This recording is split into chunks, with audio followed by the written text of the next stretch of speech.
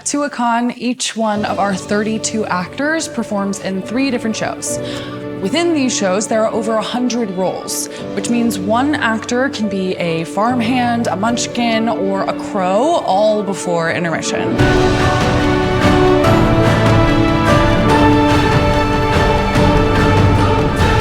So how is this possible? In a word, costumes. Hundreds of costumes. Each one of them dreamt up and stitched together right here. Everybody is an artist on this project, but as an artist, for me, I help tell the story using my medium. You know, some people, it's acting. My medium is clothing. The costume is the ultimate point of like the full transformation into the world in which we're telling the story. Late September, early October is when I was first approached by Michael, the director, about doing the show. We worked together a number of times now. So he asked if I would be interested in doing Wizard of Oz with him this year. I remember when I first got this job where I saw on their Instagram or TikTok page the costume sketches for the show. And I was like, oh boy, this is so exciting. And then we get to the rooms and Ryan is just this amazing designer. Can you go ahead and turn toward the mirror for me? You got it. Has all these amazing ideas. I help figure out, you know, does this person need a wig? Does this person need a mustache? Does this person need glasses? Anything that you see on the person's body is from my imagination, from research, from conversations with what an actor is comfortable with. My mother would say, he got an education in imaginary clothing. I hope I get to see it. The challenges for mermaid is obviously we are humans and we have feet, and mermaids don't. Fish don't walk, fish swim. So that's always a challenge, is to try to make our human form into a non-human form. That's the magic, folks, okay? This is the 3rd time that they've done it at Tuacahn, but it's the 5th time I've done it. So we have to sort of stay a little true to Disney, but also put our own little flair on it. At the peak times during the summer, we'll have about 23 to 25 people in the costume shop. We'll have 3 alterations heads, which are kind of similar to drapers. They're in the fittings and they make sure that all of the costumes fit the actors. They're the ones actually doing the pinning and the fittings. And then we have like 15 to 17 stitchers who are all sitting at the sewing machines doing the work of taking all of the garments in, raising all the hems, lowering all the hems, making every single costume item tailored fit to every single actor. For every costume that you see on stage, the audience doesn't realize that at least 10 sets of hands are touching it. We are looking grand total somewhere around 85 to 90 costumes in the show, which is a lot for a musical. So there really is, I would say, about 185 looks in the show. This is double what they did on Broadway. I think that it ends up being around 376 yards of fabric per show when we're building stuff. One of the fun things we really get the opportunity to do is trick costumes. Costumes that do something more than what you visually see. So right here we have one of our Ariel outfits, Princess Ariel, and this is her final transformation skirt, where on stage, the sisters and Triton help give her her legs back at the end of the show. So Jasper, will you just demonstrate? Yeah, so on the side, we zip it up, and that's how she gets into it. So there's a zipper right here, and that comes down and goes back up. And then all the way around, you can kind of see this spiral is magnets and snaps, and that is what keeps it together until it's torn away. And then just kind of do maybe. Legs underneath. I think that my background as an actor informs how I work as a designer. I read the script from an actor's point of view and try and really divulge what that character is and what they need to tell their story. Ryan basically draws every single costume, including all of the ensemble members, and sometimes he'll actually even draw a few extra. So when he's working with the director and stuff, there's like some options, or if people get added in, we have more options to choose from. Before I even put pen to paper, I have hours and hours and hours of conversations and research behind me. So for example, in The Wizard of Oz, we have 2 worlds happening. We have the real world of Kansas, and then we have the imaginary, fantastical world of Oz. The whole thing is a fever dream. It's sort of his idea for the show, that Dorothy has been hit in the head, and she is imagining everything that happens in Oz, but that means that everything in Oz has to be based on something that she knows. It can't just come out of nowhere. So this is the Tin Man. This character, Hickory, is a mechanic on the farm. So his elements of that come into Oz are meant to reflect that of the tractor that he's working on stage. Can we do a pleated section that goes around the neck to cover up as much of the skin of his neck as possible? So he has a lot of gears, he has a lot of buzzers.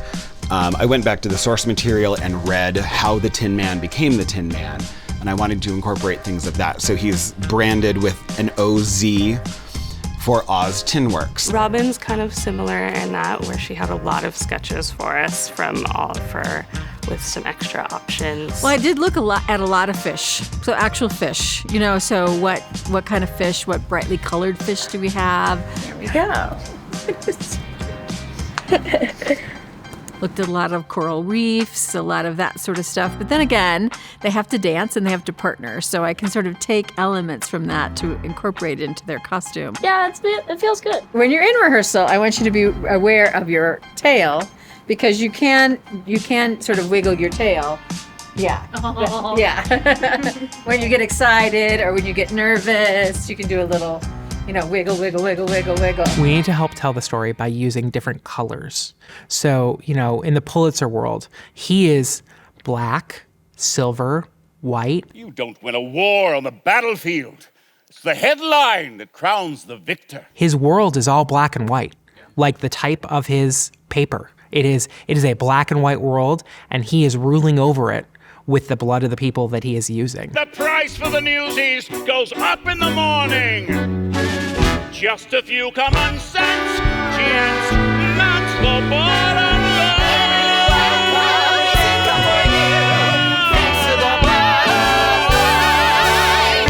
One of the early conversations that we had is, why is she in a dress? So we decided that the first time you see Dorothy, she's in overalls because she works on a farm. So part of our transition into the magic and the colorful world of Oz that she's imagining is her sort of getting dressed up. We have Dorothy's dress here in our custom printed fabric. Not quite what you would expect, but I think that it still gives you the blue gingham that you expect from the movie, but this has little flowers in it. So there is that element of things that have blossomed, flowers that have gestated and have come to life, as opposed to her Kansas look that has the same feeling, but still feels more homegrown, more farm-like. The farmhands that become her three friends all have elements that inform what their characters became. You've done your work, I've done my work, and now we're coming together, and I'm giving you all the little nuances, and this is how I stand, this is how I sit, this is how I... It's the melding of the worlds, and I think it makes it real. The lion wears a plaid shirt, so the lion's mane and tail are plaid shirts that have been shredded together to create the fluffiness of his mane and tail. This crazy pretend thing that we make it happen, and this is exactly what we're looking for. I love it. And the world will know that this ain't no game, that we got a ton of rotten fruit and perfect aim. We have the Jack Kelly section. We have the Manhattanites. We wanted to make sure they felt warm. So the world says no, well the kids do too. So we did a lot more period colors. We did some washed out grays. We did some Payne's gray. We did some blues. We did some sepia.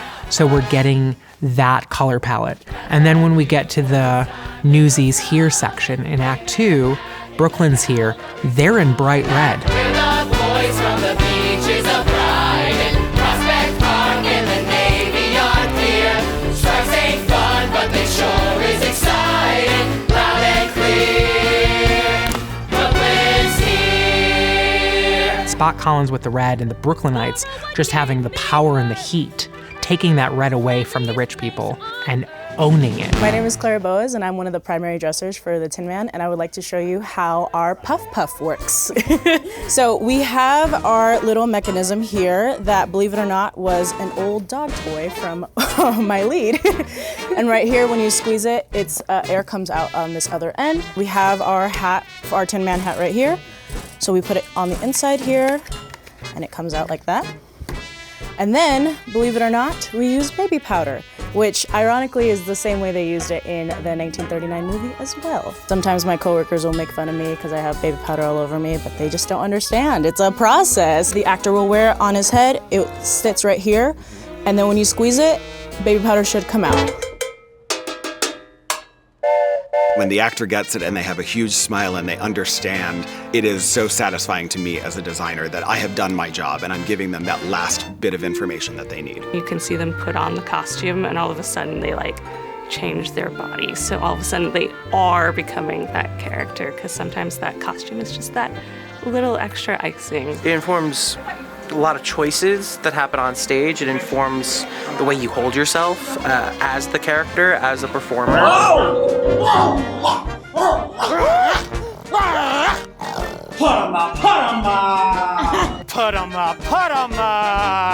You lay a groundwork in rehearsal, and then once you put the whole thing on, it changes everything. Which one you first, huh? I'll fight you both together if you want. I'll fight you with one paw tied behind my back. I'll fight you stand on one foot.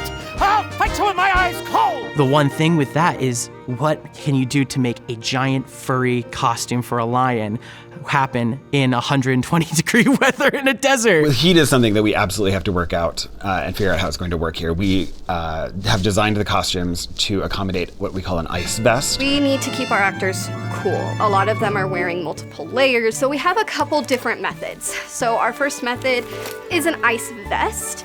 It is just worn right over their body, underneath their costumes, and it has ice pockets. And these ice pockets can come out and be replaced, so at intermission they can put new ice on. So underneath he has an ice vest. It's got all ice packs in it. Yeah. You're gonna be very huggable during the show, yeah. And that's, you know what? We love it. I do a lot of outdoor theater, but it usually doesn't run from May until October like this one does. So you have to sort of keep that in mind, and what is washable and what can get rained on, and what can get sweat through in July. Designing and building the costumes is only half the job. All season long, there's a team repairing tears from dancing and tumbling and doing laundry for hundreds of sweaty costumes every single night. It's a full-time operation just to keep the shows looking fresh. We're the day crew. We come in at 10 a.m. and start washing and resetting and repairing anything that had a note put in the night before. We have like daily washing, which is going to be all the stuff that goes into an actor's laundry bag. Socks and tights and undergarments and things like that. They all get organized into roughly 4 different categories. They're either hand wash and then hang dry, machine wash and then hang dry, or machine wash tumble dry. And then we've got some costume pieces that simply can't be washed at all. Like a lot of the under the sea costumes have foam in them, where if those get wet, we can't throw them in the dryer, and so they won't dry at all. So there's a bunch of pieces where it's spot clean only, and we'll spray them out with wardrobe disinfecting spray so that, at the very least, there's not bacteria building up. Costumes set the stage, but wigs, hair, and makeup complete the transformation. The wig shop turns out hundreds of wigs every season, and with the right look, an actor can play younger, older, male, female, rich, poor, or skip the human part altogether. Grab the front of this, please. Put it right on there, right, perfect. Have you ever worn a wig before, Hudson? Working with Jeff Naggs, the wig and makeup designer, was just a dream. It's a great collaboration between the two of us, and he's got a whole shop that builds all the wigs and maintains all of that. Hey, my name is Jeff Naggs. I'm the wig designer for Newsies and for Little Mermaid, and the wig consultant for Wizard of Oz. Right there. Okay, go ahead, let it go. I got it. We got some adjustments to do and all that, but let me take a look. I'm going to show you a little bit today about how we make a wig. It's called ventilating. If you ever heard of it, there is a thing here. It's called a ventilating hook, ventilating needle, and a little bit of human hair is what I'm doing this with. So on the end of this needle, there's a very, very tiny, tiny hook that is as big as one hair. The lace in the front of a wig is like a ballerina tool, and I'm gonna put the hook into there, grab one hair, and then tie a knot. It's not for the faint of heart. So just one hook in, take my hair, get one hair in the end, and just tie a knot, and release it through. And we do this for the entire wig. If we're gonna make a fully hand-built wig, we do this for the whole wig. And each wig roughly takes, if you're relatively quick, full wig is about 50 hours. 50 hours. So if you think about what we have here at Tuacahn, we probably have upwards of 250 wigs in all 3 shows. So it's a lot of wigs. So imagine that times 50 hours. And that's just to build the wig. That's not about coloring the wig, styling the wig. If we need to curl the wig with a perm, that doesn't count any of that. So it's a lot, it's a process. This is James's monkey wig. Yeah, this is one of my favorites. Yeah. We have a good moment at the end of the show where we get to go in and out of this one and the Oz one. Multiple times in just a 5-minute period. And it's almost everybody in the cast does a switch over, unless you're the 4 leads, back into Oz. So it's a big change for your crew. Yeah. I mean, and the nice thing is you have all your prep and your bald cap on basically under anyway. So as soon as it goes on over, you don't really think about it. This is James's crow wig. We got all the feathers in the back. They actually matched his costume one, so it was a collaboration between costumes and wigs going, hey, this is the feathers that he has in his costume, and we were like, great, we'll put him in his wig. And then we have Prince Eric, who's looking real good today. Yeah. Yes. Flowing locks. Big flowing hair. The struggle with this is keeping it out of his eyes. Correct. Costumes doesn't stop at clothing and wigs. Shoes are a whole department of their own. With all the dancing on Tuacahn's superheated stage, soles wear down fast. The day crew and crafts are constantly repairing and resurfacing hundreds of pairs, keeping every performer on their feet night after night. At Tuacahn, our stage can get past 100 degrees in temperature even at night. So we have to fortify the shoes because it gets so hot that between the treatment of the stage and the heat that gets trapped in it, the shoes will unglue from the standard shoes that come from the factory. All right, I'm gonna start mixing up some glue. That thinner helps it get in all the cracks and crevices. Because I don't know if you can see kind of how gloopy that is. So in order to mitigate that, we add rubber for it. Shoe rubber comes in many different forms and varieties. That gets added to the bottom of the shoes.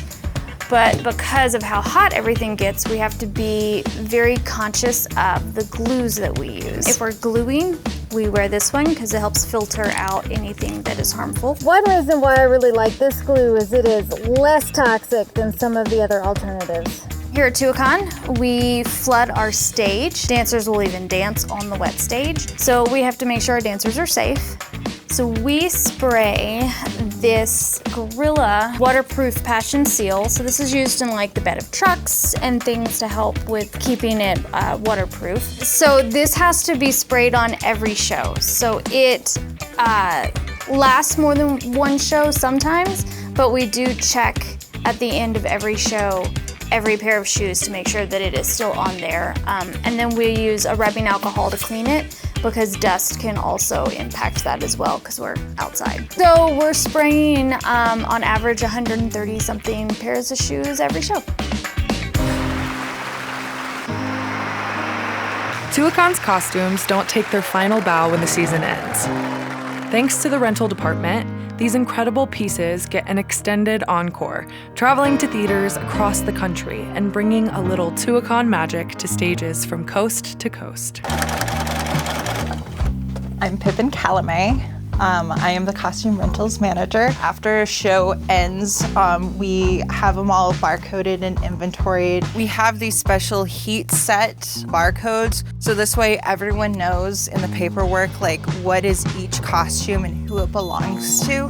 And then we pack them up in these road cases and make them available for other theaters or schools. So inside our rental storage room, we have about 25, 27 shows, and they are stored in either from anywhere to 1 to about 4 of these road cases. This is our mega mix Joseph coat. So this is from the most recent year we did it. So we have Anna stuff. This is from Frozen. So there's tens of thousands of pieces all folded away and inventoried for your rental purposes. So we just go through, liven things up, re-rhinestone, reinforce the seams, and just maintain to the best of our ability so that other people can use them. So right over here is a thank you poster signed from the cast of a high school up north, and they rented the choir costumes from Hunchback of Notre Dame. I love seeing children, like the high schoolers, being able to wear them because they're living